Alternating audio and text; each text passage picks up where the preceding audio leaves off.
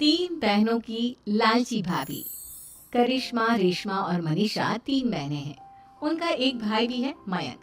मयंक अपनी बहनों को बहुत प्यार करता है, लेकिन मयंक की पत्नी सविता इस मामले में मयंक से बिल्कुल ही अलग है। वो अपनी ननदों का जितना बुरा कर सकती है उतना बुरा करती ही रहती है और अपनी ननदों पर हुक्म भी चलाती है। करिश्मा, करिश्मा, तुमने अभी तक नाश्ता नहीं बनाया? तुम्हारे भैया को ऑफिस जाने में देर हो रही है। हाँ भाभी, बस अभी बनाती हूँ। करिश्मा, तुम ये ढीलापन छोड़ दो। कल को पराये घर जाना है।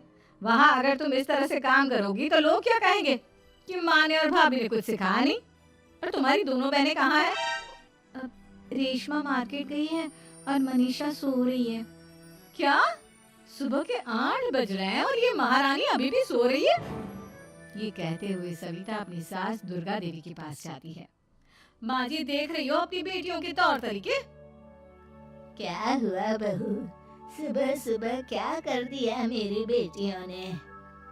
अरे एक तो अभी अभी उठकर किचन में गई है, दूसरी सुबह सुबह बाहर चली गई और तीसरी अभी तक सो रही है। क्या करूं मैं इन तीनों का? मैं तो परेशान हो गई हूँ। जा जाकर उठा उसे और रेशमा से मैं बात करती हूँ। सविता सीधा मनीषा के कमरे में जाती है और उससे कहती है, महारानी जल्दी उठो, सूरज सर पर आ गया है। भाभी थोड़ी देर और सोने दो ना, मैं रात को लेट सोई थी। वो क्या है ना, यूनिट टेस्ट चल रहे हैं। शराफत से उठती है या नहीं, या फिर पानी की भरी बाल्टी डालूं तेरे ऊपर? नहीं भाभी, मुझे बिस्तर में नहीं लाना, उठती हूँ मैं। मनीषा जल्दी से उठकर बाथरूम में चली जाती है। सभी आराम से बैठकर नाश्ता कर रहे होते कि तभी रेशमा बाजार से हाथ में सामान लिए आ जाती है। रेशमा को देखते ही सविता उस पर बरस पड़ती है। लो, आ गई महारानी। ऐसा भी क्या सामान लाना था जो सुबह आंख मलते ही बाजार की तरफ रवाना हो गई? भाभी, कल आप ही तो चीख रही थी कि घर का सारा सामान मुझे ही लाना पड़ता है, घर में किसी को भी किसी काम से कोई लेना देना नहीं है। अब मैं बाजार जाकर सामान ले आई तो आपको इस बात से भी तकलीफ हो रही है? देख रही हो माँ जी, अपनी बेटी की जुबान कैंची से भी तेज चलती है। और मयंक, आप तो कुछ कहेंगे नहीं अपनी लाडली बहन को। रेशमा, अपनी भाभी से ऐसे बात नहीं करते।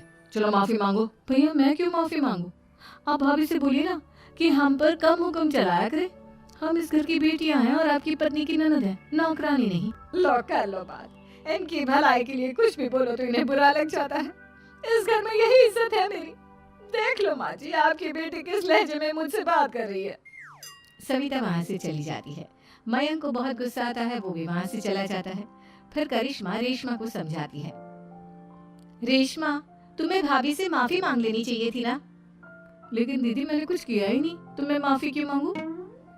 हाँ करिश्मा दीदी, रेशमा दीदी जैसे ही घर में आई भाभी ही उन पर चिल्ला रही थी। हाँ, मैं मानती हूँ कि गलती भाभी की थी। मैं तो इसलिए बोल रही हूँ कि भाभी ने माँ को तो पूरी तरह अपने वश में कर लिया है। वो हमारी बात सुनती ही नहीं। मयंक भैया हमारे लिए हमेशा खड़े रहते हैं, इसलिए उनकी बात का मान तो तुम्हें रखना चाहिए था ना।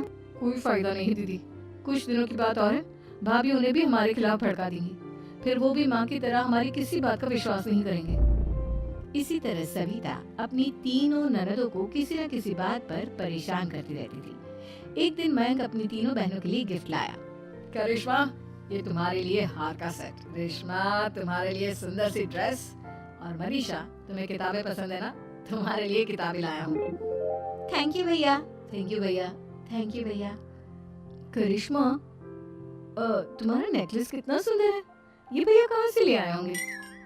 मैंने भैया को 3 दिन पहले फोन पर ये डिजाइन दिखाया था और आज भैया ये ले आए। सविता तो अपनी ननदों की गिफ्ट्स देखकर जल गई और करिश्मा का नेकलेस तो उसे भी बहुत पसंद आया था।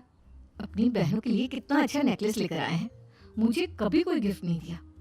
मैं आज ही ये हार चुरा लूंगी। रात में सविता करिश्मा का हार चुरा लेती है और इसी तरह उसे अपनी ननदों की जो भी चीज अच्छी लगती वो उसे मांगती नहीं, बल्कि रात के अंधेरे में चुरा लेती।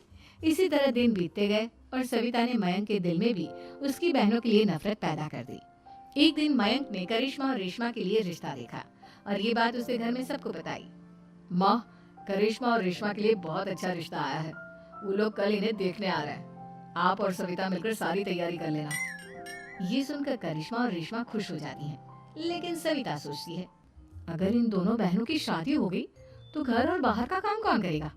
मनीषा तो एक नंबर की कामचोर है, उससे तो किसी बात की उम्मीद लगाना ही बेकार है। मुझे इस शादी को रोकना होगा। अगले दिन सभी लड़के वालों के स्वागत की तैयारी करने में लगे होते हैं। तभी मयंक अपनी बहनों से आकर कहता है, तैयार हो गई तुम दोनों?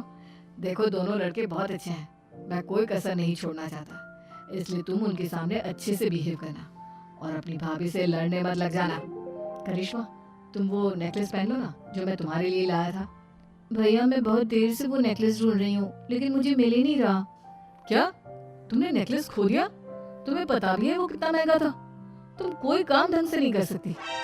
मयंक गुस्से में वहां से चला जाता है। थोड़ी देर बाद लड़के वाले भी आ जाते हैं। वो दोनों बहनों को पसंद कर लेते हैं और रिश्ता पक्का हो जाता है। लेकिन सविता के दिमाग में तो कुछ और ही खिचड़ी पक रही थी। वो पंडित जी के पास करिश्मा की कुंडली लेकर जाती है और उन्हें पैसे देकर करिश्मा की कुंडली बदलवा देती है। जब लड़के वालों के पास करिश्मा की कुंडली जाती है तो वो दुर्गा को फोन करते हैं। बहन जी, हमने करिश्मा की कुंडली अपने पंडित जी को दिखाई थी। आपकी बेटी की कुंडली नहीं बल्कि दोषों का पिटारा है। देखिए, मैं और मेरे पति इन सब बातों में बहुत विश्वास करते हैं, इसलिए हम आपकी बेटी से अपने बेटे की शादी नहीं करा सकते। इस तरह करिश्मा का रिश्ता टूट जाता है और सभी घर वालों को बहुत दुख होता है। अब कविता सोचती है, चलो करिश्मा का तो रिश्ता टूट गया, अब रेशमा का भी रिश्ता तोड़ना है। क्या करूं? अब सविता आवाज बदलकर किसी अननोन नंबर से रेशमा की होने वाले ससुराल में फोन करती है। हेलो, मैं कौन हूँ कौन नहीं ये आपके लिए जानना जरूरी नहीं। बस इतना सुन लो कि रेशमा का 2 साल से किसी के साथ अफेयर चल रहा है। बस रेशमा का रिश्ता तोड़वाने के लिए सविता का इतना कहना काफी था। अब रेशमा का भी रिश्ता टूट गया। मयंक और दुर्गा देवी ने रेशमा को खूब खरी खोटी सुनाई और उससे बार बार उस लड़के के बारे में पूछने लगी। आप दोनों मुझे क्यों परेशान कर रहे हो? अरे कोई लड़का होगा मेरी लाइफ में तो मैं बताऊंगी ना। जब कोई है ही नहीं तो कहाँ से लाऊं मैं कोई लड़का?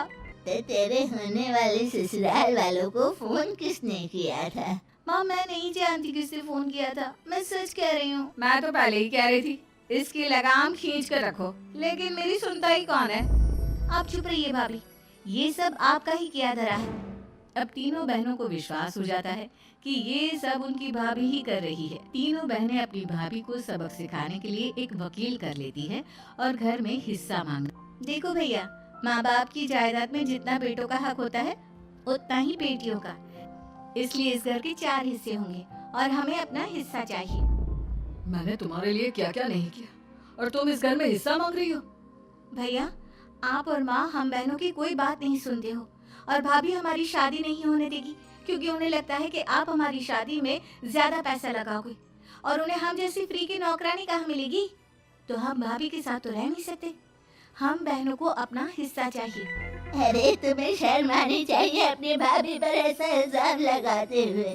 वो तुम्हारे बारे में कितना सोचती है। हाँ माँ, भाभी हमारे बारे में बहुत सोचती है। दिन रात बस यही सोचती रहती है कि किस तरह से अपनी तीनों ननदों को परेशान करूं और कभी मुझे पढ़ने भी नहीं देती।